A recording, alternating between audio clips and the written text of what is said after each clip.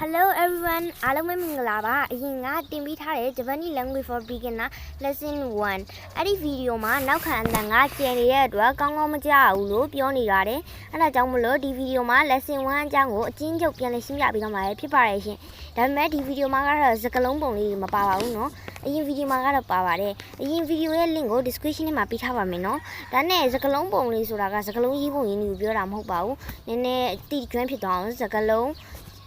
ဘလိုလေးရှိတယ်ဆိုတော့ပြထားဖြစ်ပါတယ်ဂျပန်မှာ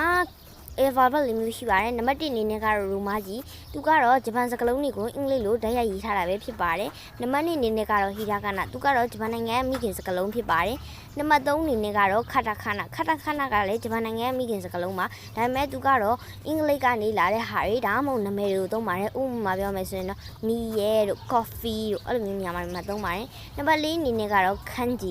ကတော့တရုတ်နိုင်ငံကနေဆင်းသက်လာတာဖြစ်ပါတယ်ရှင်